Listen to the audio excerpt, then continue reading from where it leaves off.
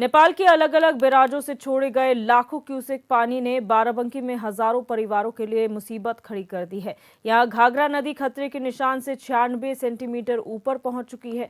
रामनगर, सिरौली, गौसपुर और राम स्नेही घाट तहसील क्षेत्र के सैकड़ों गांव को नदी के पानी ने घेर लिया है। घरों में पानी भरने के बाद लोग जान बचाने के लिए सुरक्षित स्थानों की ओर पलायन कर रहे हैं। रामनगर तहसील के बेलहरी मजुरे सरसंडा गांव में अब तक 22 पक्के मकान और 6 झोपड़ी नुमा घर सरयू नदी में समा चुके हैं, तो वहीं प्राथमिक विद्यालय भी नदी में समा गया है। 8 लाख क्यूसेक पानी छोड़ा गया है। 10-15 साल हो गए। 10-15 साल। इस बार बाढ़ कैसी है? बहुत है, हैं? बहुत है। तो खाना कैसे बनता है? यही पे बनता सर। कितने बच्चे हैं?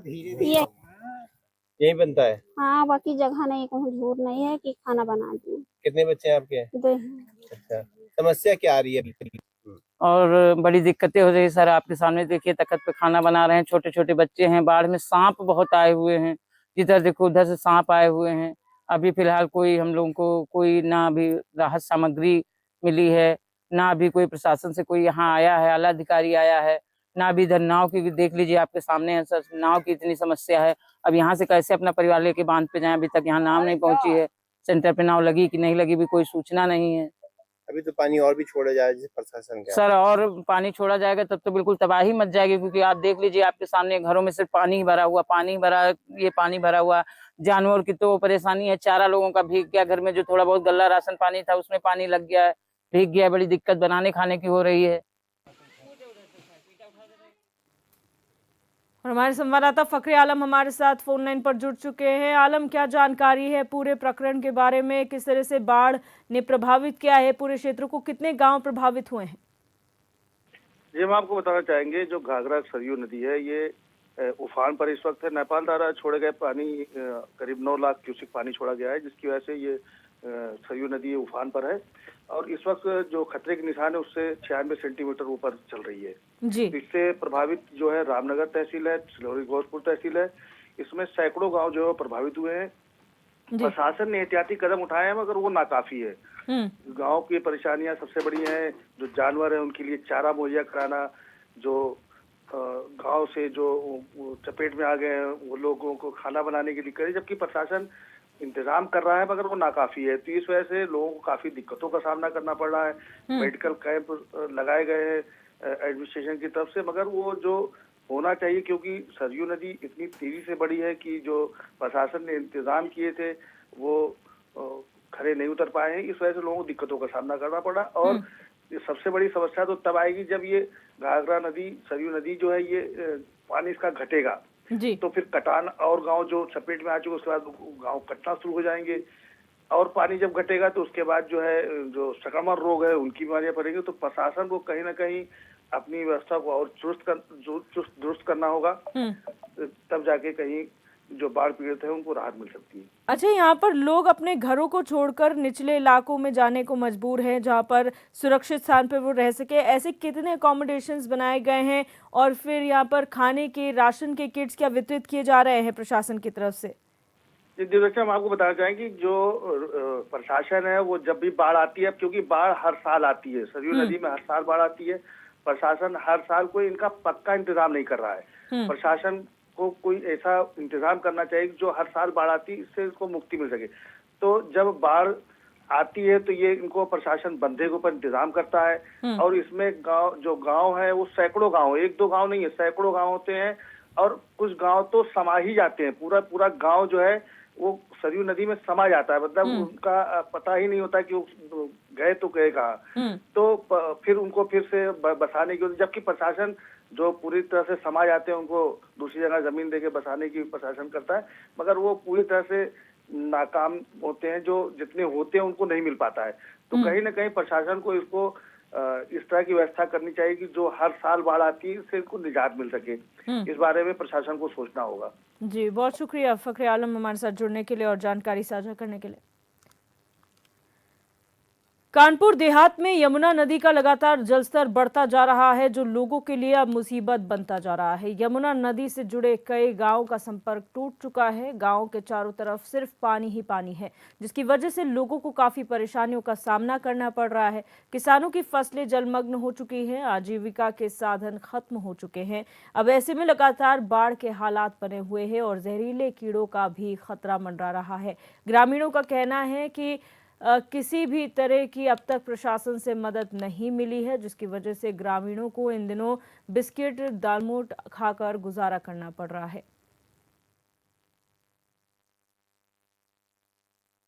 इंसान है बेचारे। बाढ़ की चपेट में पूरा गांव आ चुका है, पानी भरा हुआ है। आप लोग किस तरीके से आना जाना कर रहे हो, कैसे? नाव के सहारे से।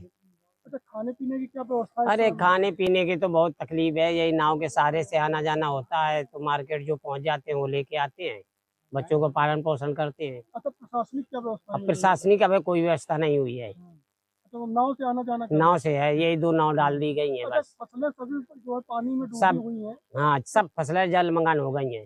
अच्छा, किस तरीके से पैसे खर्च करके आपने फसलें बोई थी, हाँ, अब डूब गई हैं, तो आपको इनकम कुछ होगी नहीं। अब कुछ नहीं हुआ है। अगली फसल की तैयारी कैसे करेंगे? अब अगली फसल की देखो, जैसे मेहनत मजदूरी करके कुछ किया जाएगा।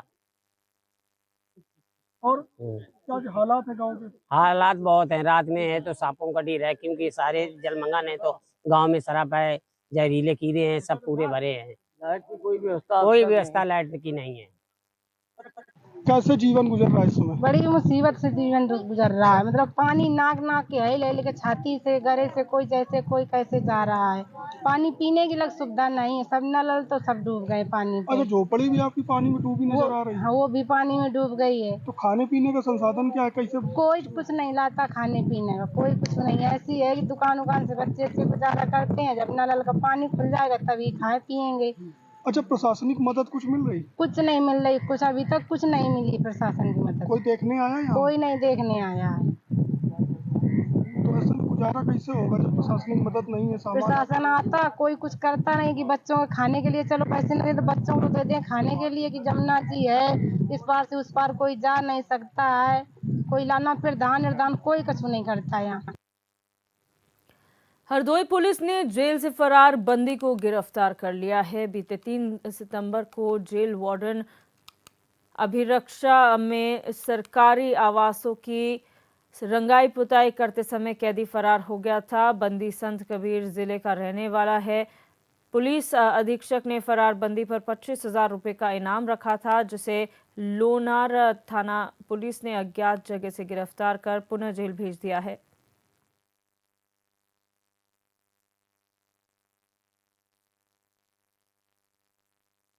हरदोई से विचाराधीन बंदी जय हिंद जेल की सलाखों से फरार हो गया था, जिसके संबंध में थाना कोतवाली नगर पर अभियोग पंजीकृत किया गया था। पुलिस अधीक्षक हरदोई महोदय द्वारा उस पर 25,000 रुपये का इनाम घोषित किया गया था। जय हिंद की गिरफ्तारी के लिए पुलिस की कई टीमें लगाई गई थीं। पुलिस द्वारा अथक प्रयास किया जा रहा था। बीती रात लोनार पुलिस द्वारा जय हिंद को गिरफ्तार करने में सफलता प्राप्त की है और उसे पुनः जेल की सलाखों के पीछे भेजा जा रहा है। खबर झांसी से है, जहां मोट कोतवाली क्षेत्र में गणेश विसर्जन के दौरान 2 समुदायों के बीच विवाद मामला सामने आया था, जिसे लेकर कई हिंदू संगठनों ने कोतवाली का घेराव कर जमकर नारेबाजी की। मामला बढ़ता देख जिले के जिम्मेदार उच्चाधिकारी और सर्किल के पुलिस बल ने पूरे कस्बे में डेरा डाल दिया। इसी के चलते पुलिस की कड़ी सुरक्षा के बीच पूरे नगर का बाजार खुल गया। हालांकि हिंदू संगठन ने बाजार बंद करने की चेतावनी दी थी। मामले में पुलिस पीड़ित की शिकायत पर मामला दर्ज कर जांच में जुटी हुई है। इसी को लेकर HNN 24/7 ने SP ग्रामीण गोपीनाथ सोनी से बातचीत की।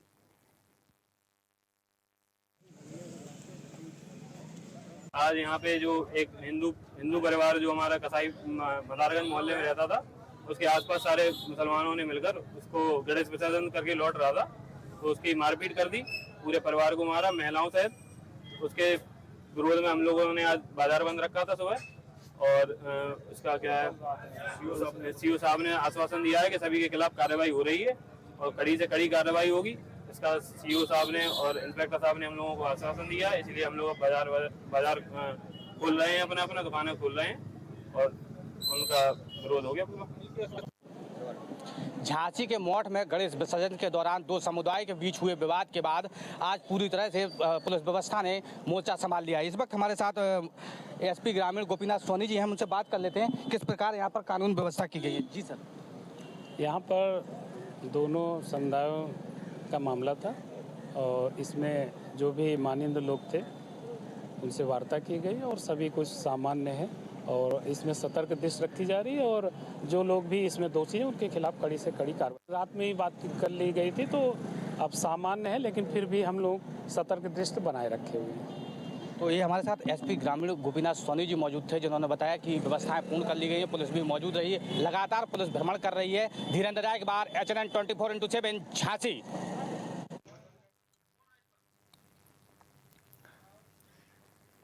और झांसी से हमारे संवाददाता धीरेन्द्र रायकवार हमारे साथ फोन लाइन पर जुड़ चुके हैं। धीरेन्द्र, इस वक्त का अपडेट क्या है पूरी स्थिति को लेकर और जिस तरह से पुलिस ने डेरा डाला हुआ है, हालात क्या बने हुए हैं? बिल्कुल, आपको बता दें कि मौके पर भारी पुलिस बल तैनात कर दिया गया है। जिस जगह घटना हुई थी उस जगह अभी पुलिस बल तैनात है, भारी पुलिस बल तैनात, नगर में भी पुलिस बल तैनात है और तमाम सुरक्षा व्यवस्था को देखते हुए लगातार पुलिस भ्रमण कर रही है। आसपास किसी भी प्रकार का माहौल ना बिगड़े, इसको देखते हुए पुलिस मौके पर तैनात है। दो गाड़ियां अभी मौजूद हैं, करीब 30 से 35 पुलिसकर्मी मौके पर मौजूद हैं और भ्रमण कर रहे हैं। जी, अभी जिस तरह से व्यवस्थाएं बनी हुई हैं, क्या किसी की गिरफ्तारी हुई है, क्या किसी पे मुकदमा चल रहा है? बिल्कुल, जो हिंदू पक्ष की तरफ से वह शिकायती पत्र दिया गया था, जिसके आधार पर पुलिस ने विभिन्न धाराओं में मामला दर्ज कर लिया है और पुलिस का कहना है कि 3 लोगों को हिरासत में ले लिया है और मामले की जांच की जा रही है। जी, बहुत शुक्रिया धीरेन्द्र जानकारी के लिए। खबर मुजफ्फरनगर से है, जहां जिले के बुरहाना थाना क्षेत्र में सोशल मीडिया पर कुछ वीडियो जमकर वायरल हो रहे हैं, जिसमें एक झोला छाप डॉक्टर को कुछ महिलाएं पकड़कर जुलूस निकालते हुए थाने लेकर जाती हुई नजर आ रही हैं। आपको बता दें कि एक महिला अपनी बच्ची को इलाज के लिए इसी डॉक्टर के पास ले गई थी, जहां डॉक्टर ने बच्ची के साथ छेड़छाड़ की। बच्ची के साथ छेड़छाड़ की सूचना मिलते ही मां ने अपने परिजनों के साथ मिलकर झोला छाप डॉक्टर का सड़क पर जुलूस निकाला। जुलूस निकालने के बाद डॉक्टर को थाने लेकर पहुंची महिला ने मामले की तहरीर देकर आरोपी पर कड़ी कार्रवाई की मांग की है। वहीं पुलिस ने भी डॉक्टर को मौके से गिरफ्तार कर लिया है।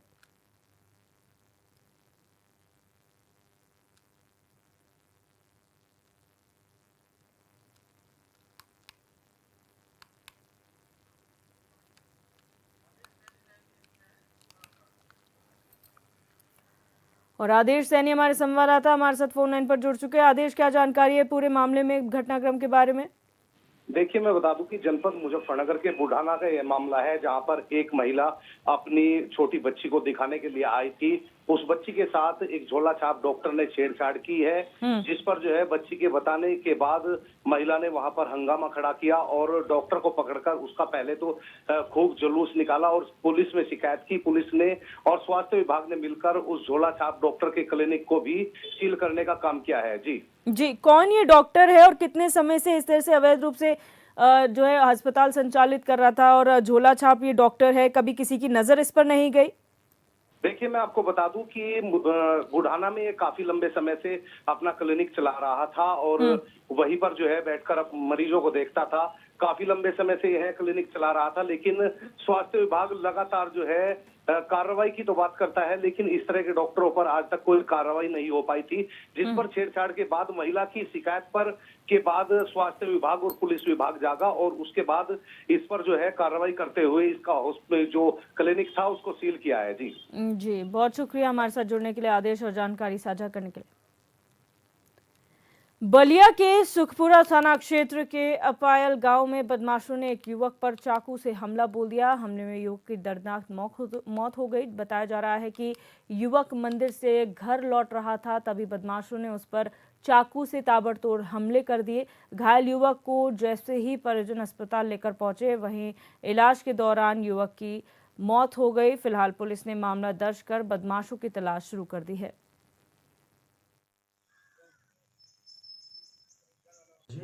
थाना सुखपुरा अंतर्गत ग्राम अपाहिल में एक व्यक्ति पर चाकू से हमला करने की सूचना प्राप्त हुई। सूचना पे तत्काल पुलिस के द्वारा घटनास्थल का निरीक्षण किया गया तो ज्ञात हुआ कि व्यक्ति जिसका नाम जीतू सिंह है, जिसकी उम्र लगभग 26 वर्ष है, इस पर 4 व्यक्तियों के द्वारा हमला किया गया, जिसके इलाज के लिए तत्काल इसे जिला चिकित्सालय बलिया भेजा गया। वहां से बेहतर इलाज के लिए बेचूर रेफर किया गया है। परिजनों द्वारा 4 नामजद व कुछ अज्ञात के विरुद्ध तहरीर प्राप्त हुई है, जिसके आधार पर अभियोग पंजीकृत किया गया है। 4 नामजद में से 2 अभियुक्त को हिरासत में लेके पूछताछ। ब्रेक के बाद रुक करेंगे शाहजहांपुर से खबर का, जहां 12 वफात के जुलूस में ट्रैक्टर ट्रॉली पर रखा डीजे बिजली के तार की चपेट में आ गया। करंट लगने से जुलूस में शामिल एक व्यक्ति की मौत हो गई, जबकि 2 लोग गंभीर रूप से घायल हुए हैं। इन्हें आनन फानन में घायलों को अस्पताल पहुंचाया गया, जहां सूचना मिलते ही सीओ समेत पुलिस प्रशासन के अधिकारी मौके पर पहुंच गए। मामले का संज्ञान लिया गया है और जांच पड़ताल की जा रही है।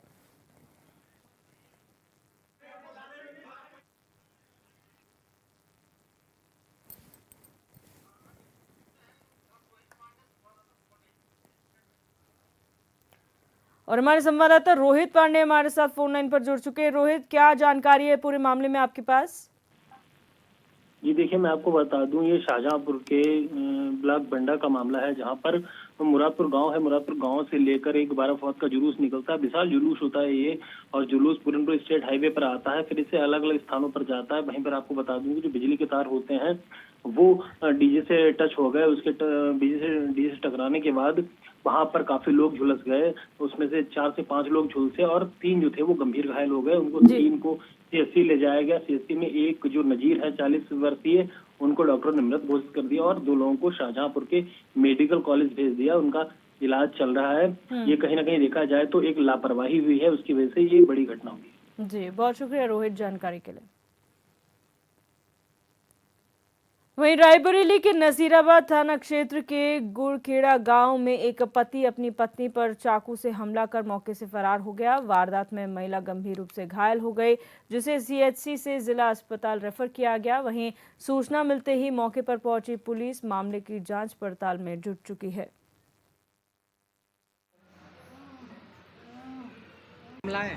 इसका मामला ये है कि मतलब मांगते हैं लोग दहेज है, ये बेचारी कहाँ से हम लोग दे पाए, क्या करें। और नशा पत्ती करता था, ये जो है छुरी से इसको काटा। दवा को गई थी ये लड़की हमारी, रास्ते में एक छोटी लड़की है वो भी बेचारी बेहोश हो गई, वहीं पड़ी है। ये किसने मारा है? इसका आदमी। काहे से? चाकू से, जो मुर्गा काटा जाता है गोश्त, उसी से काटी से। 10 घाव है सर। पुलिस को कोई कंप्लेन किया? सर हम लोग यहाँ चले आए, वहाँ पुलिस आई थी, सरकारी अस्पताल में पुलिस आई थी। आज दिनांक 15 सितंबर 2024 को थाना नसीराबाद क्षेत्र अंतर्गत पति पत्नी के मध्य विवाद में पति द्वारा पत्नी पर धारदार हथियार से हमला किया गया। घायल महिला को उपचार हेतु सीएससी ले जाया गया, जहां से बेहतर उपचार हेतु जिला चिकित्सालय रायबरेली रेफर किया गया। प्राप्त तहरीर पर सुसंगत धाराओं में थाना नसीराबाद पर अभियोग पंजीकृत किया गया है। अग्रिम विधिक कार्रवाई प्रचलित है। मुरादाबाद के मुंडा पांडे इलाके में 3 दिन से हो रही भारी बारिश ने लोगों की परेशानियां बढ़ा दी हैं। कई गांव जो है वो बाढ़ की जद में आ चुके हैं। बाढ़ का पानी घरों में घुसने से लोग परेशान हैं। वहीं किसानों की धान और उड़द की फसलें भी बर्बाद हो गई हैं। वहीं जिलाधिकारी ने बाढ़ की स्थिति का जायजा लेते हुए संबंधित अधिकारियों को अलर्ट मोड पर रहने के निर्देश दिए हैं, जिसके बाद प्रशासनिक अधिकारी भी लगातार प्रभावित इलाकों का दौरा कर लोगों को सुविधाएं मुहैया करा रहे हैं। कई घर डूबे हुए हैं। लमसम 15-20 घर। क्या स्थिति है? स्थिति बहुत खराब है। कितने दिनों से बाढ़ का पानी है? बाढ़ का पानी कल से ज़्यादा है, अधिकतर 2 दिन हो गए आज। कोई अधिकारी आता? कोई अधिकारी ना आए अभी, और खेती में बहुत नुकसान है। कौन कौन सी फसलों को नुकसान? इस समय धान की फसल है, ज़्यादातर तो धान की है, और चारा जानवरों के लिए, गन्ना है, क्या बिल्कुल नष्ट हो गई हैं फसलें? बिल्कुल खत्म हो गई है, सब डूब चुकी हैं। कल एकदम अप्रत्याशित रूप से 78,000 क्यूसेक के आसपास पानी आया है, लालपुर बियर से पास हुआ, जो अब घट के 26,000 क्यूसेक के आसपास है यहाँ से। तो ये पानी है जो लो लाइन एरिया भर जाता है, हर साल लगभग ऐसी स्थिति होती है। अब ये धीरे धीरे उतरेगा, इस पानी कम हो जाएगा। उम्मीद है कल तक ये पानी सड़क पे नहीं होगा। व्यवस्थाएं क्या हैं आपकी तरफ से सर बाढ़ प्रभावित क्षेत्र में? व्यवस्था बाढ़ में तो हम लोग कटान रोकने का काम करते हैं। हमारा सामान आ गया, जहाँ कटान हो रही है, जैसे हरपाल नगर में कुछ समस्या सुनने में आई, जैतपुर में आई समस्या, 2 जगह पता चली है। तो अभी जब किनारा दिखेगा कहाँ बाढ़ कहाँ तक कटा है, ये स्थिति कल तक क्लियर होगी, कटान कहाँ तक हुई है। बिजली घर की बहुत बुरी स्थिति है। इस टाइम लगभग बिजली घर में 3 फीट अंदर पानी होगा और इसके वजह से 3 दिन हो गए, आज तक लाइट नहीं आई 3 दिन से। अच्छा, कोई अधिकारी वहाँ पहुँचा? अधिकारी आए हैं, लेकिन अधिकारी भी क्या कर सकते हैं, ये तो दैविक आपदा है। अच्छा, क्या लगता है कब तक बिजली आ जाएगी, कोई उम्मीद है? देखिए, इस चीज़ को तो नहीं कह सकते, वैसे कोशिश में लगे हुए हैं जो भी कर्मचारी हैं बिजली विभाग के। बाढ़ की स्थिति क्या है? बाढ़ की स्थिति तो बहुत ही खराब है। जो किसानों की फसल बिल्कुल तैयार थी, लगभग ऐसा मानिए कि 95%। अब रुक करेंगे फर्रुखाबाद से खबर का, जहां गंगा नदी का जलस्तर खतरा के निशान से ऊपर बह रहा है। बता दें कि गंगा और रामगंगा नदी का चेतावनी बिंदु का निशान 136 पर है, तो वहीं खतरे का निशान 137.10 पर है। गंगा नदी में नरौरा बांध से 1,67,000 क्यूसेक पानी छोड़ा गया, तो वहीं बिजनौर बैराज से 91,000 क्यूसेक पानी छोड़ा गया है और हरिद्वार बांध से 86,000 क्यूसेक पानी छोड़ा गया है।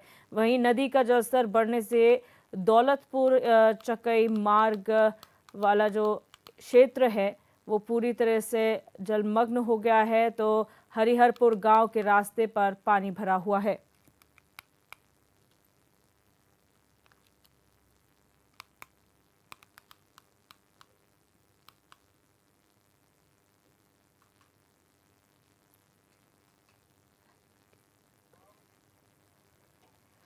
रायबरेली में 24 जनवरी 2024 को कई गौवंशों की गौशाला में हुई संदिग्ध परिस्थितियों में मौत के मामले को लेकर ग्रामीणों में काफी आक्रोश देखने को मिल रहा है। आपको बता दें कि मामले में जांच के दौरान खंड विकास अधिकारी, पशु चिकित्सा अधिकारी और ग्राम विकास अधिकारी समेत अन्य लोगों का नाम सामने आया था, लेकिन बावजूद इसके पुलिस की ओर से कोई कार्रवाई मामले में नहीं की गई, जिसके बाद ग्रामीणों ने कोर्ट का सहारा लिया। वहीं कोर्ट के आदेश पर अब सभी आरोपियों के खिलाफ मुकदमा दर्ज कराया गया है।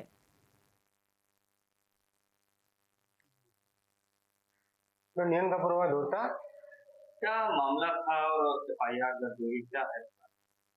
देखिए, 25 जनवरी की बात थी 2024 की, और वहां पर जानवर छीले जा रहे थे, फेंके जा रहे थे, और ये दादा थे उमानाथ सिंह, वहां गए थे किसी काम से। वहां पर चिल्लाए, हम लोग वहीं थे, खेत है हमारा थोड़ी दूर पर, हम लोग वहां गए तो वहां जो है देखा गया कि ये थे मौके पर दो लोग थे वो छीलने वाले, चमड़ा छीलने वाले, और ये भी थे प्रधान जी वहां पर। क्या नाम? बलराम यादव। प्रधान जी वहां पर क्या नाम? बलराम यादव। और उसके बाद में जब हम लोग वहां गए तो बहुत लोग इकट्ठा होने लगे, चिल्लाने के बाद में फिर ये लोग अपना किसका चमड़ा छील रहे थे? गाय का, जो गौशाले की मरी हुई थी कुछ गाय और कुछ जिंदा फेंकवा दिए गए थे, ठंडी का सीजन था। जनवरी 25-26 में ये काफी गौओं के मृतक का है और कुछ जिंदा भी थी। तो हम उधर गए, जा रहे थे गंगा स्नान के लिए, तो देखा तो कई चमड़ा निकाल रहे थे, तो जिसमें कुछ जीवित भी थे उनके। तो हम बोले कि ये क्या हो रहा है, कहीं कि चलो आगे चलो, तुम्हारा भी चमड़ा निकलवा देंगे। कौन बोला था? कहा ये जोता प्रधान बलराम यादव। तो हम कहा कि मैं अकेला हूँ, तो मैंने थोड़ा शोर मचाया, तो सुरेंद्र सिंह आए कि क्या है दादा, क्या है दादा। हम आए, देखो सब अत्याचार हो रहा है, और कह रहे हैं तुम्हारा भी चमड़ा निकाल दूंगा। तो कुछ वहाँ पे खेत के थे और कुछ जानवर